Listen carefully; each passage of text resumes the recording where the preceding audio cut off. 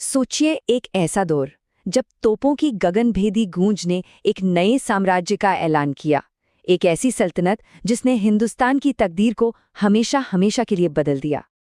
और इस पूरी कहानी, हर जंग और हर साजिश के केंद्र में सिर्फ एक चीज थी, हिंदुस्तान का तख्त। वो इनाम जिसके लिए सदियों से खून बहाया जा रहा था। तो ये कहानी शुरू होती है उन तोपों की गूंज से जिन्हें लेकर मध्य एशिया से एक तैमूरी शहजादा बाबर हिंदुस्तान की सरजमीन पर उतरा था। देखिए, ये सिर्फ एक हमला नहीं था, ये थी एक नई शुरुआत। हिंदुस्तान की मिट्टी पर एक ऐसी सल्तनत की बुनियाद रखी जा रही थी जो आने वाली कई सदियों तक राज करने वाली थी। पानीपत और खानवा की लड़ाइयों में बाबर के तोपखाने ने जब पहली बार आग उगली तो उसने इतिहास का रुख ही मोड़ दिया, और बस यहीं से मुगल साम्राज्य का वो शानदार सफर शुरू हुआ। लेकिन तख्त पर बैठना एक बात है और उसे संभाले रखना बिल्कुल दूसरी। कहानी में अब एक जबरदस्त मोड़ आने वाला था, क्योंकि इस नई नवेली सल्तनत पर पहला बड़ा खतरा मंडरा रहा था। एक तरफ था बादशाह हुमायूं, जिसे विरासत में मिला तख्त बचाने के लिए दर दर की ठोकरें खानी पड़ी, और दूसरी तरफ था शेरशाह सूरी, एक ऐसा अफगान सूरमा जिसने अपनी ताकत और काबिलियत के दम पर दिल्ली का तख्त छीन लिया। और कमाल की बात देखिए, शेरशाह के छोटे से शासन ने भी हिंदुस्तान को वो विरासत दी जो आज तक हमारे साथ है, विशाल ग्रैंड ट्रंक रोड और हमारा रुपया। लेकिन हुमायूं की वापसी के साथ ही ये सल्तनत अपने सबसे शानदार, सबसे भव्य दौर में दाखिल हुई।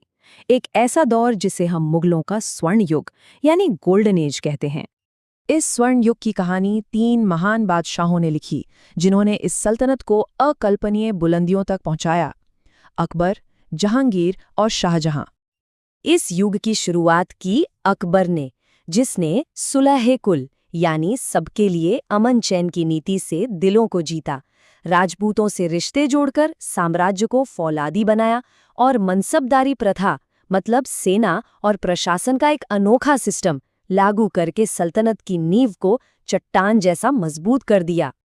उसके बाद आया जहांगीर का दौर, जो कला और इंसाफ का दीवाना था। उसके ज़माने में मुगल चित्रकला अपनी शिखर पर पहुंची।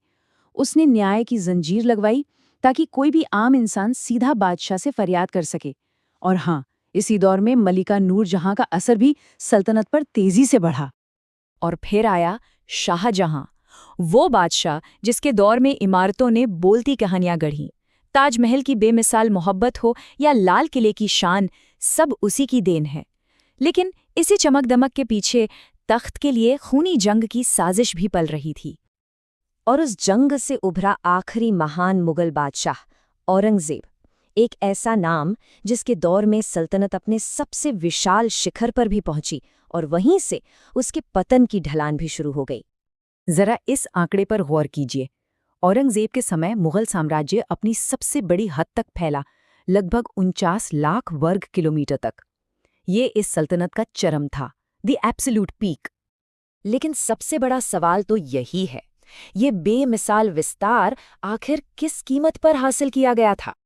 उसकी कठोर धार्मिक नीतियां और दक्कन में दशकों तक चली कभी न खत्म होने वाली जंगों ने उस विशाल सल्तनत की जड़ों को अंदर ही अंदर से खोखला कर दिया, और यहीं से मुगलों के पतन की कहानी का आगाज हुआ। तो हमने देखा कि कैसे एक महान सल्तनत का उदय हुआ और कैसे वो अपने शिखर से पतन की ओर बढ़ी।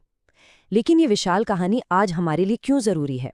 खैर, अगर यूपीएससी या नेट जैसी परीक्षाओं की तैयारी चल रही है तो ये कहानी सिर्फ ज़रूरी नहीं, ये बुनियाद है।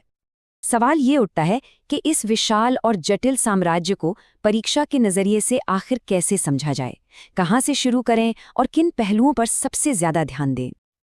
तो चिंता की कोई बात नहीं, हमने पूरा रोड मैप तैयार कर लिया है। इस सीरीज में हम मुगल साम्राज्य के एक एक पहलू को परत दर परत समझेंगे। हम जंग के मैदानों से शुरू करेंगे, प्रशासन के रहस्यों को उजागर करेंगे, कला और वास्तुकला की बेमिसाल खूबसूरती को देखेंगे, और आखिर में हम उन कारणों को जानेंगे जिन्होंने इस ताकतवर साम्राज्य को घुटनों पर ला दिया। तो तैयार हो जाइए, ये एक यादगार सफर होने वाला है।